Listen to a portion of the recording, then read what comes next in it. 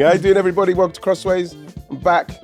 Myself with the great Steph Houghton. How you doing, Steph Houghton? I'm good. Have you missed us? I have missed us. Yeah. You know, because you said us, so it's one person, I'm right? trying to get you to speak a little bit. But that's why I said I have yeah? missed you. I've missed you and I've missed us. Have you missed us? Yeah, I have. I did miss you. Yeah. How's it been going though? Everybody Yeah, good? good. Feel really good at the minute. Mm? I've started the new year really, really energized. Are you back running yet? No. No. I'm rowing though. Rowing? You know, on the rowing machine. Yeah, I know. Because what was I saying? When you said rowing, Just imagine you're on the Thames or no, something. not that kind of rowing in the gym. And it's because the knee, obviously, my knee needs to go back to a certain place. Oh, okay, and yeah. it's just starting, so I'm doing that. And that, have you done that machine? What you have to The pull ski erg, yeah. Do you like that one? Quite hard, yeah. I had to do 3,000 meters on that. It's quite boring. It was really quite boring. We should maybe do a session, you know. I need to get back into training. You're going to do a bit? You're not doing anything yet? A little bit of running, but not over Christmas. First Christmas off, so. Yeah, yes. You've got to take your time. But when you run, you just to get into it, will you just do a nice little jog? No, I'm just competitive, so probably. So you're going to go hard? Yeah, probably. Jesus. Crikey. Crossways in the gym. Yes. Yeah. So what's happening? Did you see the weekend games? Yeah. I saw a few of the weekend games. I got to say, obviously I was pleased for Arsenal, but like it was when you watch that game and now, I thought Palace for 45 minutes they were very resolute. You know, like you could see the quality of Arsenal was going to come through in the end. It was very, very comfortable. Obviously the City game, you was at the City United game. I was. I don't know whether I really want to talk about it, to be honest. I know we have to, but yeah. I watched the game and obviously I think that what I take from the game, and some of the games, what I saw over the weekend is why teams are persisting on playing out from the back, especially against teams that are going to punish them. Yeah. You know what I mean? I couldn't believe the Chelsea, West Ham. You know, obviously Kiara Keaton's getting a lot of stick for her mistakes. The only thing I would say with Kiara, with when she's playing out, I just want her to be a little bit more urgent about what she's doing. When the ball comes, bam, bam. I get the impression, like even when I watched where she was passing it out in the game, she's got this Edison vibe because he gets it and he's very calm like that, but he's footballing ability in the way that he can clip it over there or whip it in there hard, and his control is very good. And I feel that she needs to just sharpen that up. Just sharpen that bit of her game up because she's very good at passing. I think that was just what was missing in general for Manchester City. I mean, it's hard to speak about because it's a Manchester derby. I'm sitting there and it's the first one I've been to where I've not really been able to have any sort of influence on the game, whether that's in the change room, on the pitch. Who was you sitting with? Did you have to bite your tongue? Yeah, general manager and the sporting director. So, I think it was a very quiet row by the end of full time. But at the same time, I think urgency is probably a big thing, especially in a derby. You've played in enough of them that you have to kind of get the crowd with you, especially at the Etihad, and you have to put some tackles in and you have to earn the right to play that football. And I just don't think we did it. And fair play to Man United. We fell into their trap a little bit. They wanted to high press. They wanted to put Kiara under pressure. And the 2 goals that City score are actually from playing longer passes and getting into their half.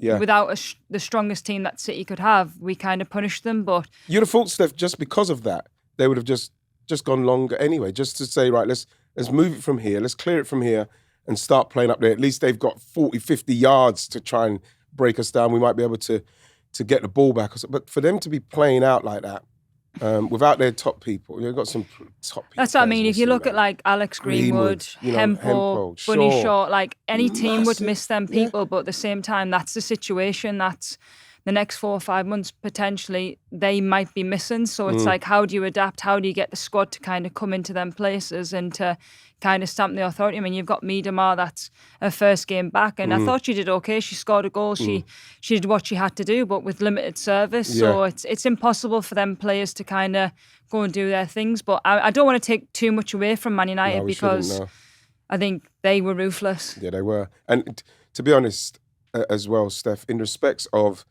the fact you haven't got Greenwood at the back as well. Man United must have been thinking, there's no way they're gonna try and play out from the back, especially without her. And for them to play out from the back like they did, especially that goal, I think it was Ella's second goal. Yeah. Oh, couldn't believe it. Couldn't believe how bad it was. Can I just say with the stick that Kiera was taking, when I looked at Anana this weekend, when you look at Sanchez for Chelsea, and I cannot understand how people cannot realise that where Kiara's coming from with the way she's been trained, where she's been coached, she's learning a lot of things right now about goalkeeping, how she's got to do it. And like I say, only thing for me, she's a good goalkeeper. And good you forget shot stopper. how young she is. Exactly. Mm-hmm. She's learning her trade. And they're giving her a stick like that when you're looking at Anana and Sanchez. Unbelievable amount of training from a young age with goalkeeping, making ridiculous mistakes, earning millions of pounds. I think it's a general football thing. I don't think it's men's or women's football. I think, when we're speaking about playing out from the back, I think it's decision making when to do that and actually feeling the game. Like when you're in as a player, I don't know, I'm thinking about like how I potentially would have been on the pitch if Kiara had made one mistake. I think for the next 5-10 minutes, it would have been a bit like, okay, let's not play through her for a bit. Like give her a moment to get back into it. Like she's a young player. It's a big occasion. And I know she's really set the bar high and rightly so. She's not happy with her performance. I think as pundits or fans, we should be critical because that's the way that the game is. But ultimately, this is a problem in general. In general football, you speak about them keepers there. Even the best keepers in the world are making mistakes by playing the way that some teams play. And she's just got to blast through that and keep learning what she's doing. Like I say, there's not much for me when I watch her. She's always got unbelievable confidence. She's a good shot stopper. She is quite good on the floor. Yeah, she can pick out those passes. She's confident enough to try and pick out those passes. I would just say just it just speed seemed it up so off the other day. I don't know. It just didn't seem as though it was clicking. But Man United again with Ella. Lack of maybe a little bit of experience, a little bit of leadership. But United were magnificent. Front foot, got the job done really in them first 15-20 minutes. Which, But I think we speak about playing out from the back. I was watching the West Ham Chelsea game, and I was looking at all of Chelsea's goals, which 2 or 3 of them were absolute screamers. But from West Ham trying to play a certain way. And the only team before Christmas when I watched Everton, Manchester City, and I thought, if Everton play out from the back, it's going to be a problem for them. And they actually missed lines and they caused City loads of problems and eventually won because they mixed up the game. And I think Everton now have brought in new players. They've kind of strengthened a little bit. So I feel as though they've got that right blend and balance of what they do. Whereas West Ham, I was just like, please stop. Well, the thing is again, you're watching teams do trying to play passage of play where they haven't got the capability in the ability to do it. But quickly we've got to speak about Chloe Kelly and Chloe Kelly's like how can you say predicament at the minute, because I feel like she's really between a rock and a hard place right now. Especially the Euros coming, Steph. I think as a player and obviously as a friend, I think she just wants to go and play football, and that's, as a footballer, you want to be playing, you want to be kind of stamping your authority on a team. And look, England are playing the Euros in 6 months, and the pressure is on to go and play games, and she hasn't played enough since September, which for a player of her quality, she should be in this league and she should be dominating because she has that ability. You can't tell me she's not good enough to be in and around that team and in that squad, especially at this time. I don't know what's happening behind the scenes. I don't know what happened. If they've offered her something before and they've said, well, we did offer you something, you didn't want to take it. I don't know what's going on. I don't know what her relationship is with the manager.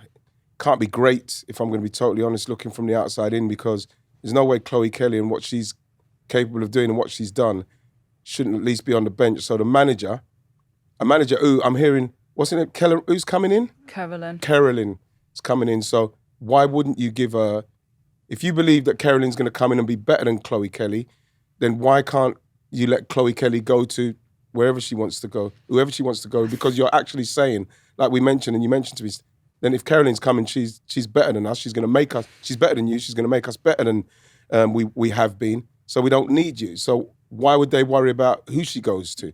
Yeah. She needs to go and play, and they should give her that.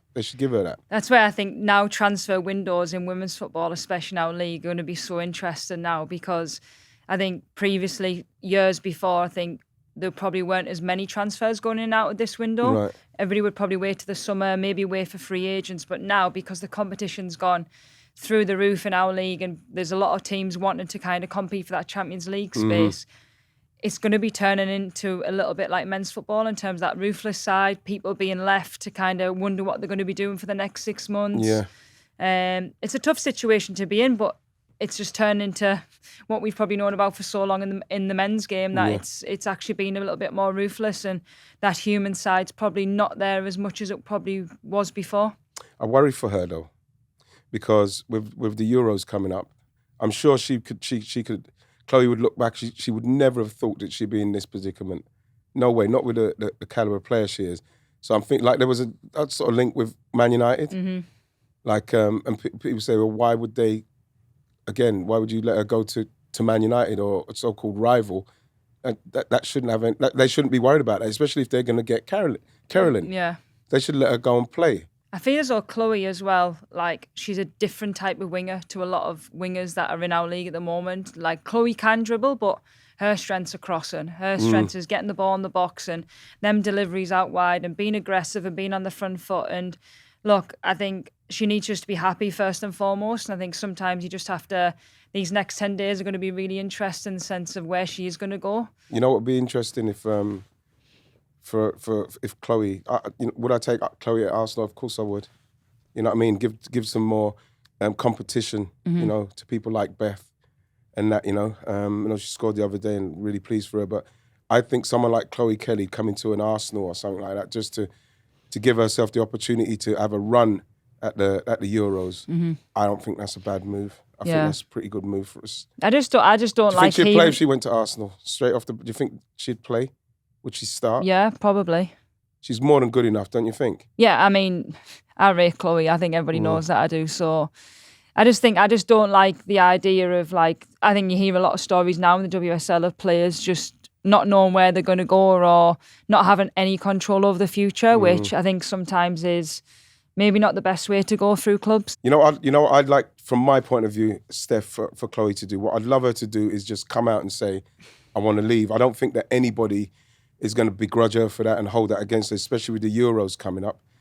Simply because in the men's game, you know, for that to happen, at some stage the player has to make people know. He said, I want to leave. It's obvious. She probably obviously wants to leave.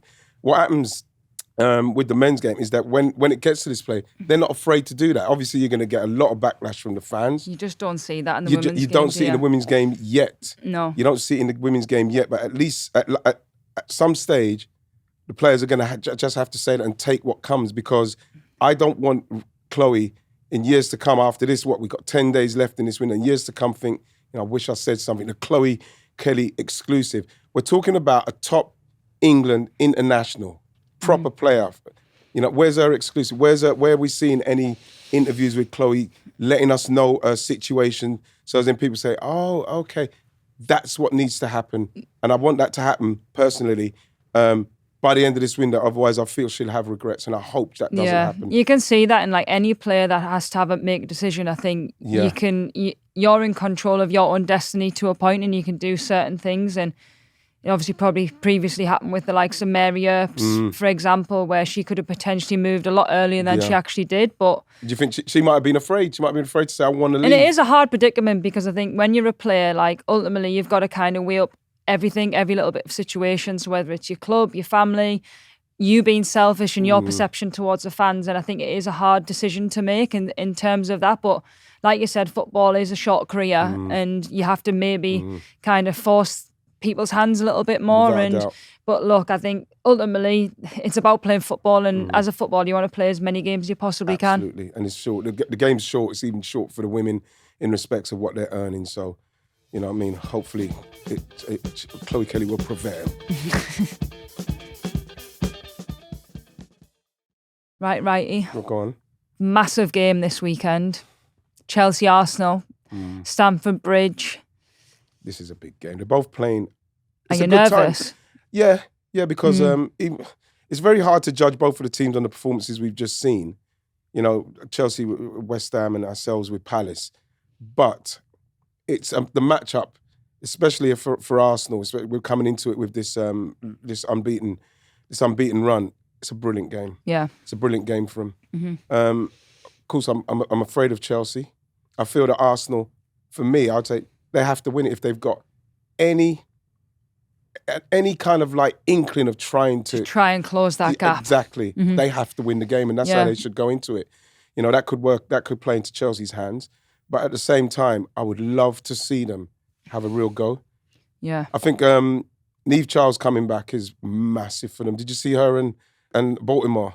I love Baltimore, but Niamh's is such a great player. They worked really well together. She played a little bit further forward as well, because that's her position. And I was always thinking, because obviously Niamh's got to come back, what's going to happen with Baltimore? But she just moved forward and just looks just as good, even more dangerous. I just love the way that she moves, and her goal was so good as well. Yeah. But again, you know, this is the kind of game where the teams, they're tested. They weren't tested. They weren't tested against Palace, even though Palace really done well in the way they held out to half time. But then you could see the quality just like from Arsenal come through and just drained the confidence drained out of Palace. And the same with Chelsea. I think this will be more of a even game in the sense of Chelsea are where they are, and they've been kind of prolific this season so far. They're the ones that everybody's trying to hunt down. But Arsenal now, under the new manager, are more settled. They're playing well. They've got all their players back fit and firing. Confident, and I think it's going to be a totally different game to that one at the Emirates. I think that wasn't an Arsenal that we probably would have liked to have seen. Whereas you've seen glimpses, especially before Christmas, of how Arsenal could play. But the one thing that we can't ignore is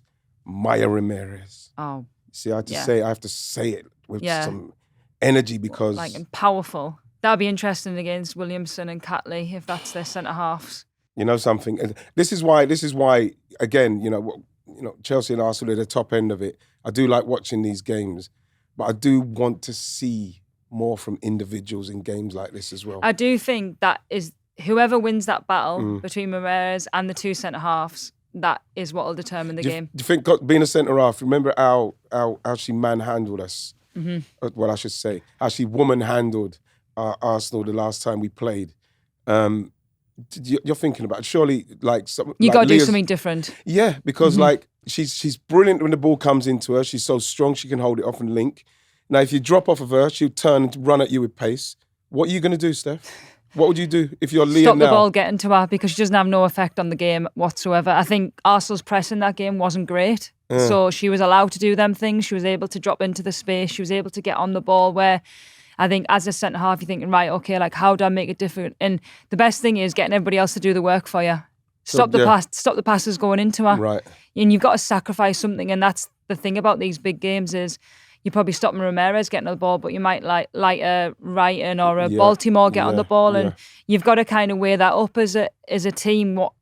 What you'd rather them do? Do you rather them have them at the back, or would you rather them play through? It is kind of cat and mouse, but I think under Slager's definitely, I think they are a lot more organised. Yes, they're playing through the centre a bit more. It's a settled side as well. So there was a lot of chopping and changing with Jonas, which obviously affected the form and kind of the rhythm, but.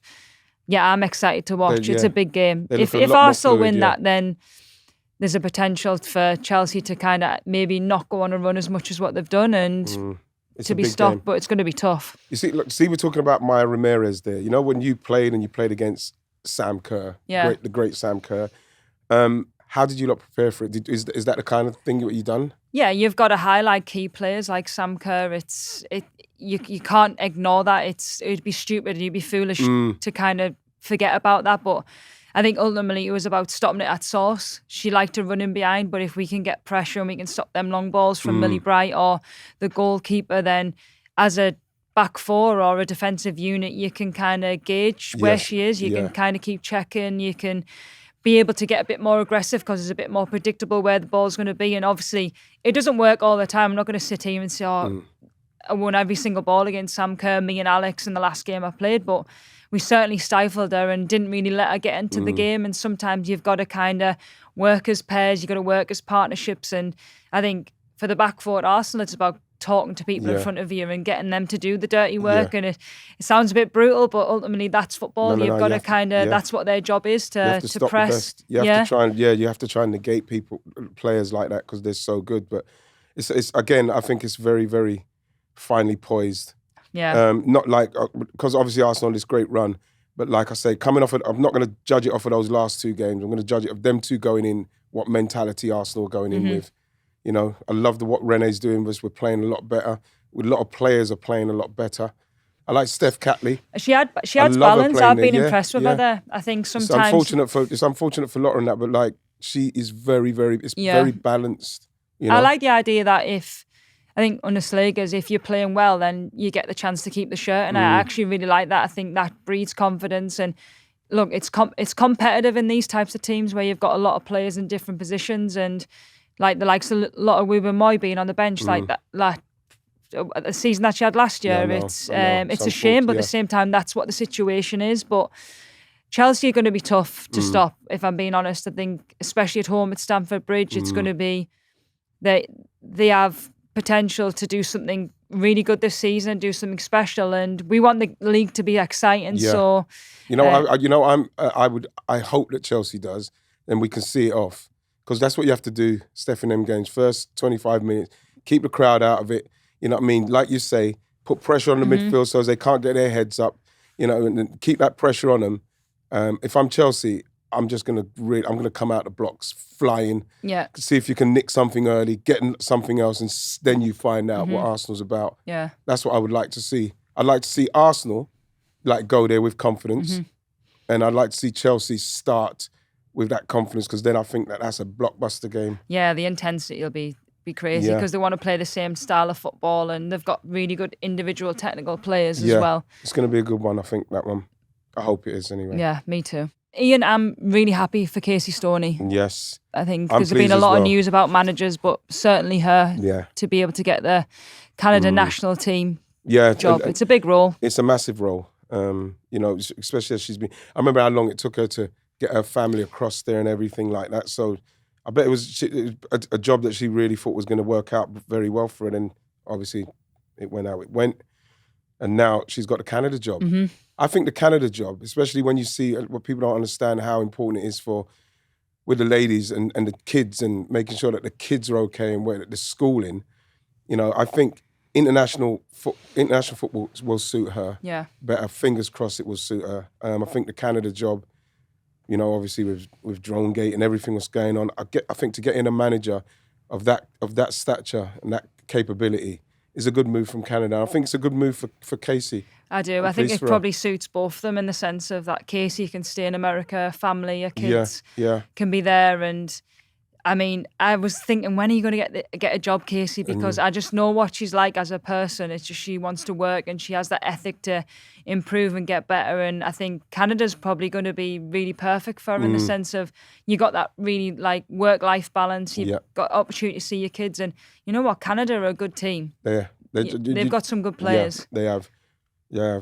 Is Buchanan's still out though, isn't she? Yeah, she's going to be missing for a while. But I think in terms of in and around these tournaments, they're always there or thereabouts, and obviously minus the Olympics with everything that happened. But I think it's going to be a tough job as well, because you've come from what happened with the drone gate, with everything that happened in that Olympics, to be able to kind of build that trust in terms of a nation, and with everybody else, it's going to be tough. But if there's one person that can do it, it's probably Casey. Yeah, I'm pleased for her, and Carla Ward. Yeah, Carla Ward getting the Republic of Ireland job.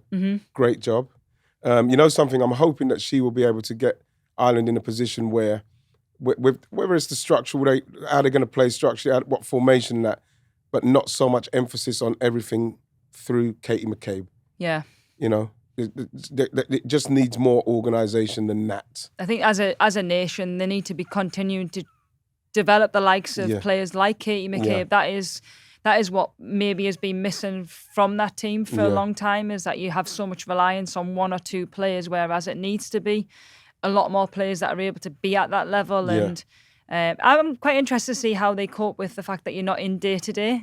I think it must be a change for both of them, because it must be hard when you've got so much control over everybody for every single day of the week, and you've got the schedule, but you don't see them. And you're all over the place watching them.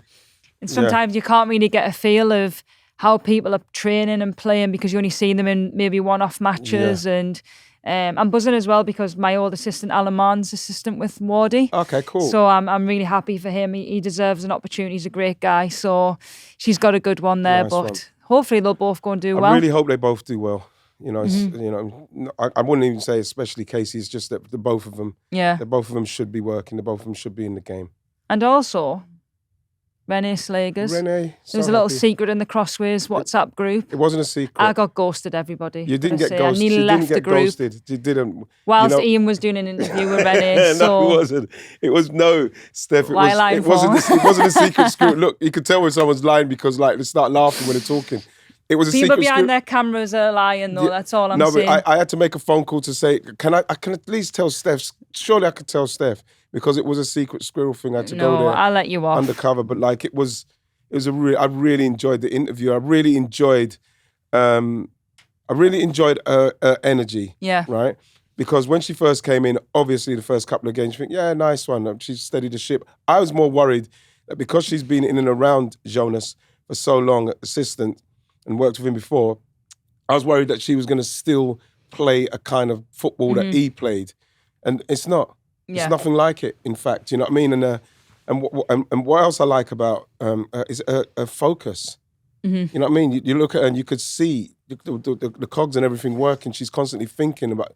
There's a focus to her and there's a calmness to her. I like that aura. Yeah, which you can see would probably be very good in the dressing room. And it's no coincidence that the girls have responded to how she is. I think that the Chelsea game is going to be a big one, a big test for her. But like, I'm going to be interested to see how we do play. Because it's going to say a lot about how she's thinking and how she's feeling. So, she deserves it though, I think, in terms of, we spoke on this podcast, a few weeks ago, and we were all for her staying. So it's great. And I think, I like the fact that it looks like the girls are enjoying the football. That's the thing. I had a conversation with Vic Akers the other day and he was just like, you can see the girls are actually enjoying playing and playing a bit free, which probably we didn't see as much at the beginning of the season. And has to be a lot to do with her in terms of that human approach and making people be themselves, which I think sometimes we miss that in the game at the moment, is that you've got to realise that to get the best out of people, you've got to treat them as humans, especially when you've seen them every single day. I'm quite pleased that they gave it to her in the end because she wasn't forthcoming about it, even in interviews. You didn't get from the interviews. She was very professional, wasn't she? Really, really good. Almost, it reminded me of when Gareth Southgate was offered the England job and he was doing the under-21s, and he just settled down, thought about it and everything. And I think that she done the same thing. I'm not sure she thought that she could have been in the running for it. Really, yeah. I think that they probably were doing the interim, giving her the interim, let her do what she's doing. But there's no way they saw that coming. No, because obviously the names that were banished about when we were speaking about Nick or Casey or whoever that might be, I think that was where we thought they were going to go. But I'm pleased fair that they play. did it. Yeah. Performances and getting results, that's the most important thing. Well, the thing with Arsenal is that they've done it in the past. Arsene Wenger was a massive chance. You know, why not? You know, Mikel. You know, first job out of being an assistant, massive chance. So why not Rennie Slagers? And a young coach as well. I think when you're speaking about the likes of Chelsea and obviously Champions League quarterfinals, them are the games where you're probably going to see really what she is about and if she has necessarily the players that she needs or what she wants for her system. But yeah, I'm really happy for her. Yeah, I'm delighted for her as well. Secret interviews and all that. I'm not bitter or anything.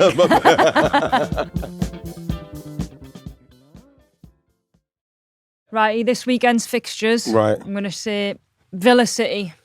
What are we saying? I watched Villa the other day. I thought they were quite good attacking. And then watching, I'm going to say Villa beat them.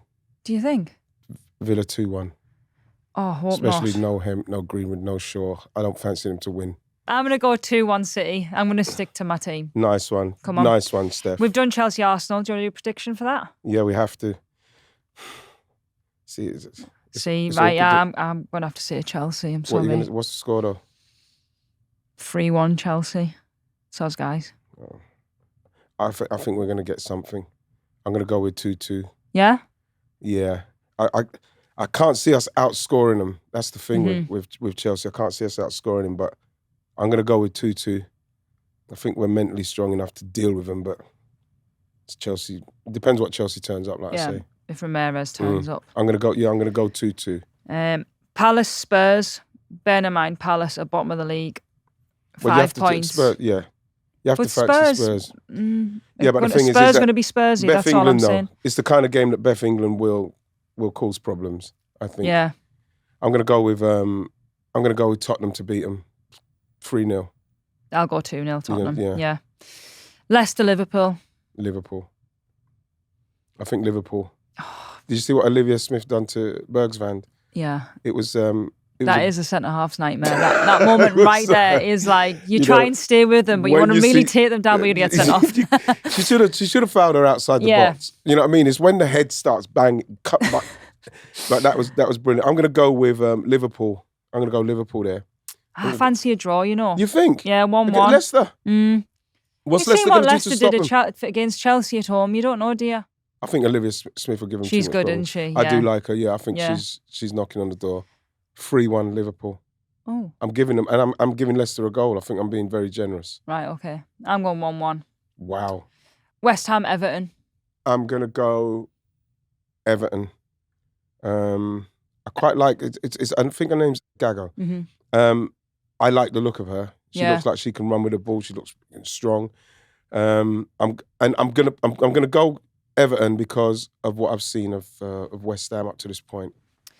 Yeah, I think I don't- Everton are kind of hitting a little bit of form, if Yeah. I'm being honest. And Yeah. also the likes of Hayley Ladd coming in, I think just having that little bit of legs in midfield Yeah. and a bit of experience. Mm-hmm. I'm gonna say Everton to beat 2-0. I'll go 2-1 Everton. Okay. Yeah, I'll go 2-0. which is a big 3 points of Everton win. massive 3 points. Yeah. And last but not least, United v Brighton. Don't know what's happened to Brighton. I've kind of fallen off a little bit. Just shows how hard it is to try and stay in amongst the top girls. I'm gonna go with United. Yeah, I can't. I'm look gonna go past with United. I think either. United. I just got a vibe from United the other day in the playing against City where they just, even though City played into their hands for the goals, I just feel that they've got an energy and a confidence now, Man United. Where And home advantage yeah, as well. I think they'll go at them. I'm gonna go 4-0. 4. Yeah, because being a striker, I want to see goals. Doesn't mean there will be goals. I know, Steph, but this is why it's called predictions. I'm going to go 2-0 United. I Okay. fancy United to keep clean sheet. No, I think Ella-Toon's back, baby. I think She Ella's really going to is. get a couple, and then Leah Galton will come up with something as well. I've been impressed with Leah Galton. I think I've she's always good. been impressed with Leah Galton, She's very physical. She just does what she needs to do. Yeah. And and she's just chilled. yeah, She's chilled. She's a cool interview as well. She's really calm, isn't she? yeah. Yeah. You I'm gonna happy go with that. them? I think I am. Yeah. I think you're not going to be very surprised. A lot of those are going to work out for me. We'll see next week. Is that from us? Are we done? Yeah. What you doing? You got anything the rest of the week? You're just chilling? No. I'm waiting for more announcements from the Crossway WhatsApp group. Take it Nearly- easy. This one looks like it's going to run because Steph's not letting it go. We'll see you next week. Take it easy. Bye, guys.